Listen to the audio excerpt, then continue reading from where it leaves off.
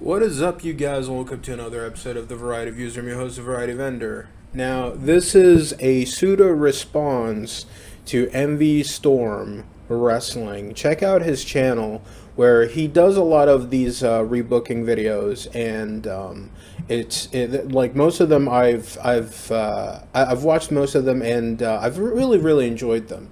So this is a sort of a response to him, but also it is something that I always wanted to do, and that is rebooking EC3 in WWE. So this is my idea, right?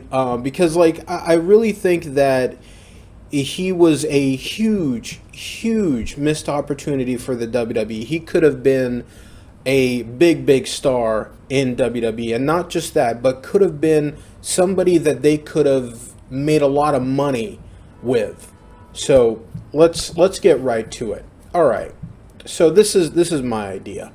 He debuts as normal, in the crowd, and I believe it was New Orleans. I want to say it was New Orleans. I'm not sure, but his official debut would be at NXT Brooklyn 4 in 2018. I wouldn't have had him debut have his in-ring debut in that ladder match for the inaugural North American Championship match. I would actually wait until NXT Brooklyn 4 and have vignettes every week hyping up EC3 and really building him up as being this snarky, a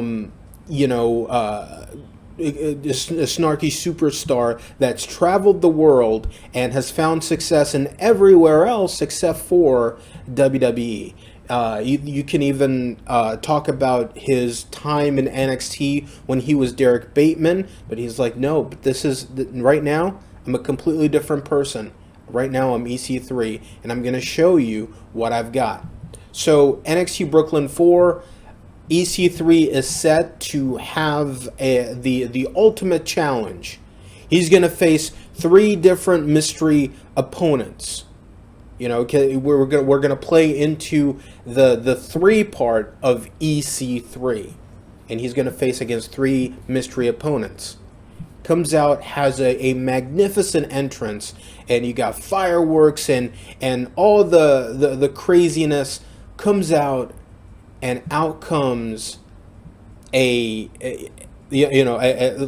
trio of world-class athletes, quote unquote. You got a karate champion, you got an Olympian, and you got a ninja.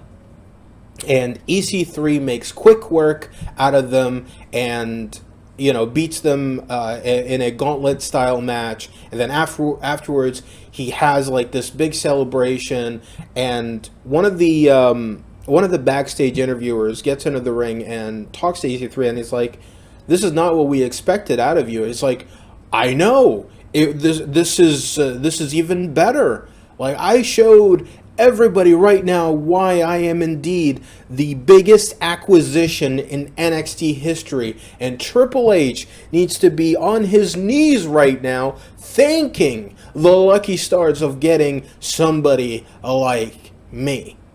So then, after that, we see EC3 in a recruiting mission, and he recruits Heavy Machinery because they want to get paid so that they can, because they're blue collar type of team. That's their gimmick, and they work their asses off to get paid.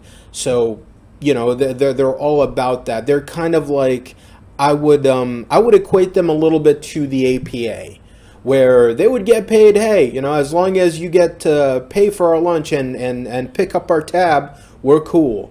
And Lars Sullivan, who debuts alongside of EC3, and he's beating people up. EC3 points, Lars Sullivan charges.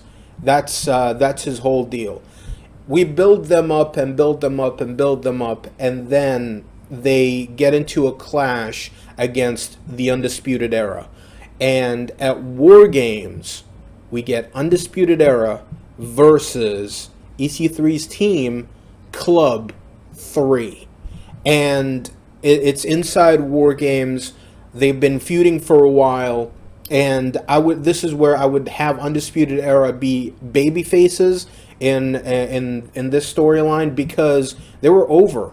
They were super over with the fans. Everybody loved them. So it's kind of like, it's one of those things where, why go against the grain when it's so natural for them to get over with the fans? When the fans are getting into like everything that they're doing, they love them. They followed their careers. There's a lot of people in the audience that have followed Undisputed Era's career. So why not play into that? And then you do Undisputed Era and Club 3 at War Games.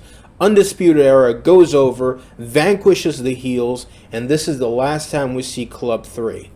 Well, together at least. We go into December of 2018. The Authority comes out, and they cut that promo of saying that the fans are the Authority now, and to show that the fans are in charge, we're putting out a poll for anybody that you want to see on Raw. We're going to put out a poll, and we're going to have a bunch of NXT wrestlers on that poll, and whoever you want to see, that is whoever wins that race is going to be an official member of Monday Night Raw. So the poll is up there for the next couple of weeks on December 2018. And then finally, the results are in. And the winner of that poll, with a landslide, is EC3, getting 100% of the votes. Everybody else is getting 0. It's just him. And it's obviously rigged, and the Authority are heels. So they're like, hey, I guess that's who you wanted. And you hear the fans boo, and they're probably going to be chanting for Adam Cole, Ricochet, Aleister Black, Tommaso Ciampa, maybe Johnny Gargano. But no, out comes EC3 in his 3-piece suit, gets into the ring, and the Authority are applauding EC3's arrival, shakes hands. EC3 shakes hands with Stephanie McMahon, shakes hands with Triple H, who is a little bit reluctant. And then he goes over to Vince McMahon and, he shakes hands with Shane McMahon first, and then he goes over to Vince McMahon and gets on the mic and looks at Vince, and then he smiles and he says, "It's good to see you again, Dad." Vince hugs him, and he's like, "Let's hear it for my youngest son, Vince McMahon the Third." And the Authority start a chant of VM3. VM3. Fireworks are going off, and there's on the Titantron it says, "It's a boy," and that's how we pretty much go off from there. The following week on Raw, VM3, formerly known as EC3, VM3 says he'll make his big debut at the Royal Rumble.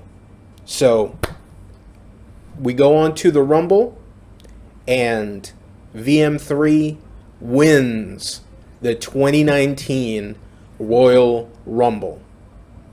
And you can leading up to it, there's a lot of vignettes of him training and drinking his vitamins and saying his prayers and all of that sort of stuff, and being like this delusional babyface where he thinks he's like the next Hulk Hogan, and he's cutting these fiery promos, but the fans don't want him, and he wins the Rumble in 2019. And I know that there would be a little bit of backlash, but there is a story to it. There is a reason for all of this happening.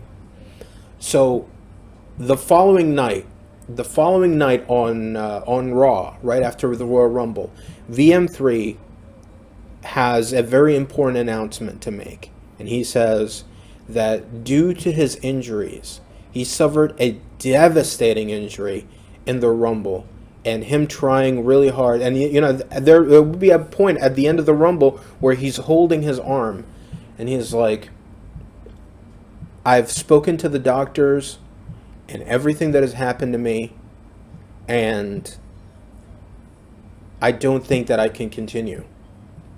I've had a lot of injuries stacked up throughout the years.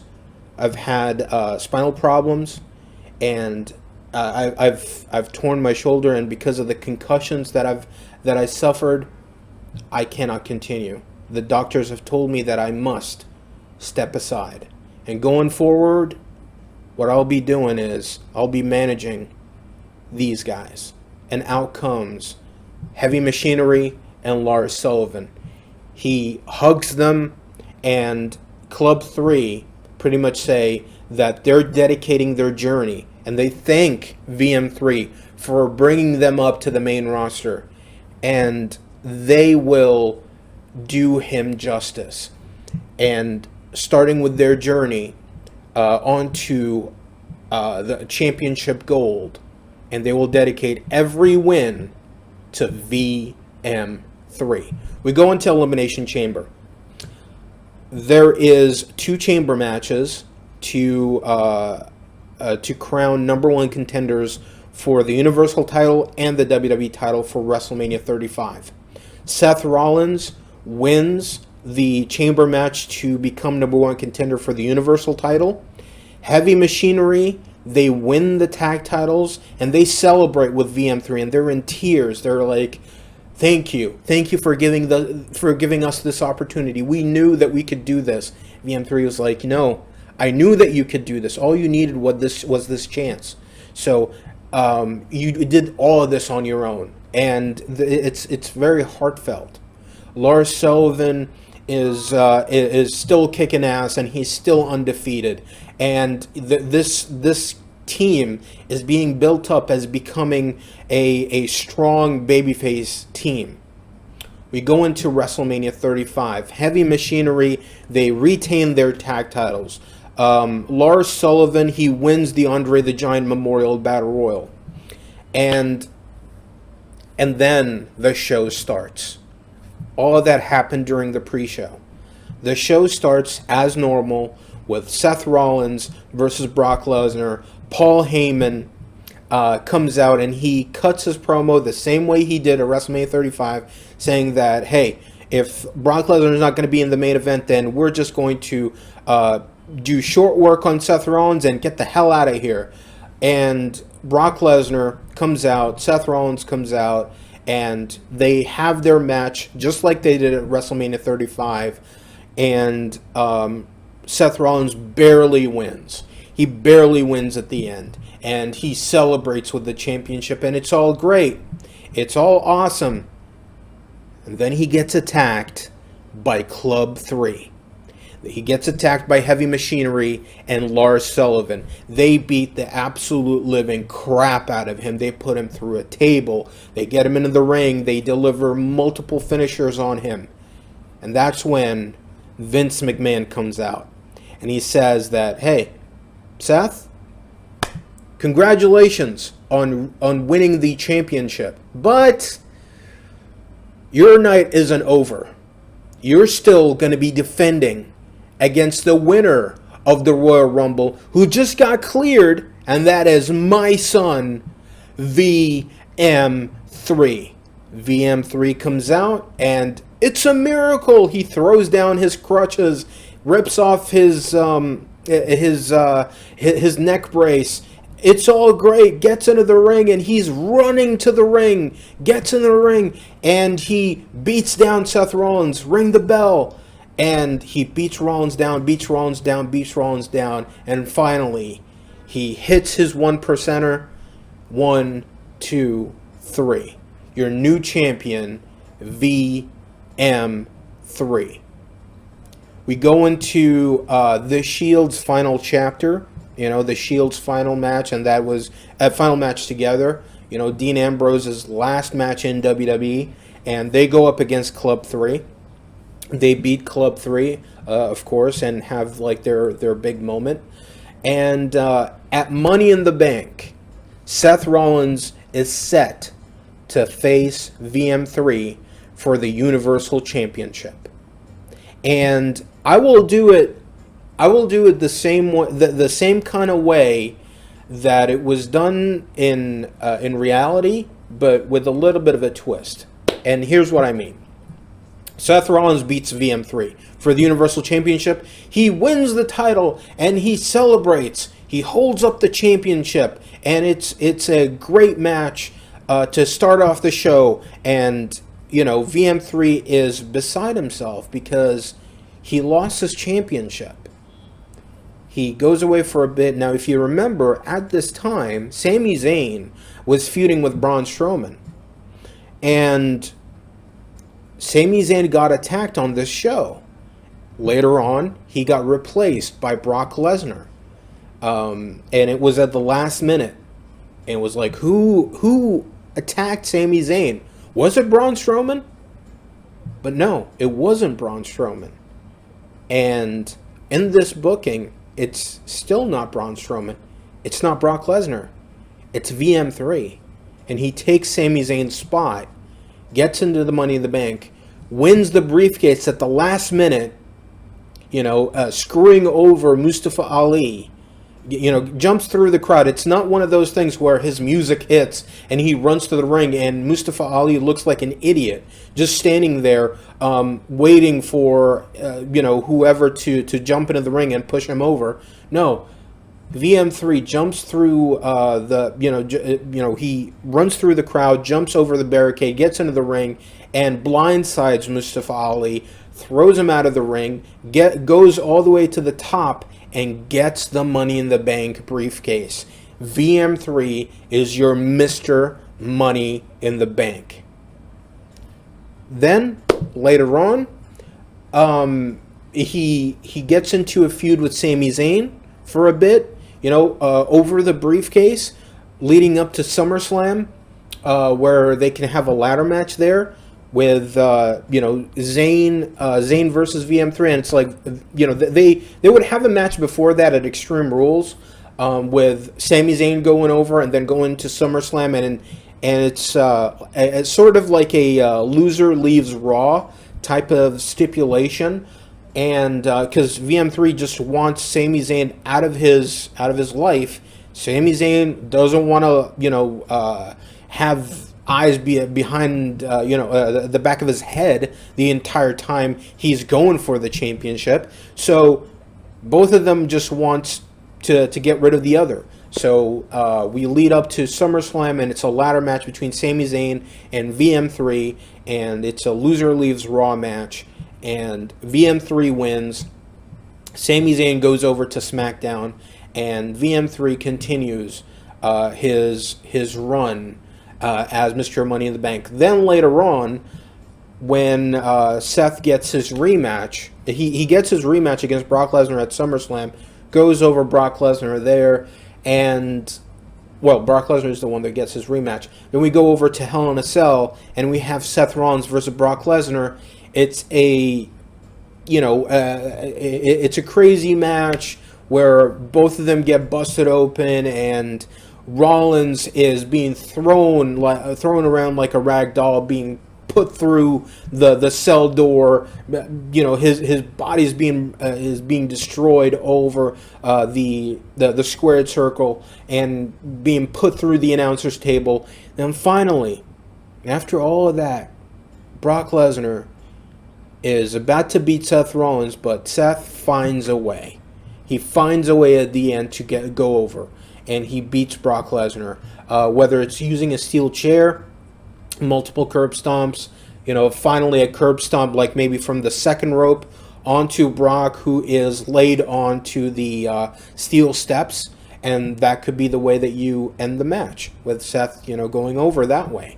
Definitely not have anything to do with The Fiend. Keep The Fiend away from the Universal title. Just keep going with Seth Rollins. And after all of that, VM3 comes in, cashes in, and he beats Seth Rollins and wins the Universal Championship. And finally, we have one last match, and that is that If VM3 wins, Seth Rollins can never go for the Universal Championship as long as VM3 is champion. But if VM3 loses that match and he loses the championship, then VM3 can never go for the Universal title as long as Seth Rollins is champion.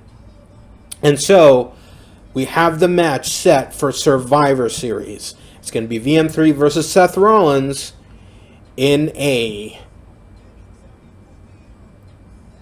I wanted to say Iron Man match. I wanted to go for an Iron Man match. But you know what? Yeah, you know what? Let's go for an Iron Man match. An Iron Man match with no disqualifications. And finally, Seth vanquishes VM3. And VM3 is no more. He is done. And maybe he gets drafted over to SmackDown and he continues his career there. But that was my booking for VM3's first run. Let me know in the comment section below what you thought about my booking of VM3, aka EC3, Ethan Carter III, Derek Bateman, all of that. You know, because I was thinking like he can go over to SmackDown and you know what? His first night, he can start feuding with Daniel Bryan. He can feud with a babyface Daniel Bryan. Now, I love the whole the whole story of Daniel Bryan being like the the champion of Earth. You know, the Captain Planet type of Daniel Bryan. But I do believe at this time that was when he turned face because of the whole Roman Reigns storyline. So yeah, you know what? I think it would have been perfect. EC3 goes over to SmackDown, and then he starts a feud with Daniel Bryan, and it can bring back all the the old stuff from 2014 where Daniel Bryan was always a B+ player, and VM3 being like, hey, my dad was right. You are a B+ player. You can't get the job done. You can't beat the Fiend. You can't beat a clown wearing a mask, and you can't get the job done. You can't beat Kofi, who just lost to Brock Lesnar in 8 seconds. You can't do that. And now, I am going to end you. And that is the feud that you have between VM3 and Daniel Bryan on SmackDown. That could span for like 3 or 4 months. And it can even go back to the fact that Daniel Bryan was he was EC3's or Derek Bateman's pro in NXT season 2. So, you can play into that. And yeah, that is the story. That is the whole story that I got for right now when it comes to EC3, because I really do think that EC3 is a guy that could have done so much for WWE. And look at the way that I booked him. He doesn't wrestle much, but he is special. He's treated in a special manner. A lot of people were saying, when EC3 was in NXT, he was a lower version of The Miz. And then when EC3 got cut, everybody was saying like, oh yeah, of course he'd get cut. A lot of people were like, oh no, he shouldn't go to AEW because he's a lower version of MJF. Well, you know what? The way that I booked him as a mixture of MVP from 2006 and The Miz and MJF, before AEW was even a thing. So there you go. That is my story. That is my pitch for rebooking EC3 back in when he was in WWE, and maybe from then on, Vince McMahon would really see the value in EC3 if this indeed happened. So, with that being said, like, comment, and subscribe, then that bell icon to be notified on future episodes on the Variety Vendor channel. And check out my next video, we talk about something else. Take care.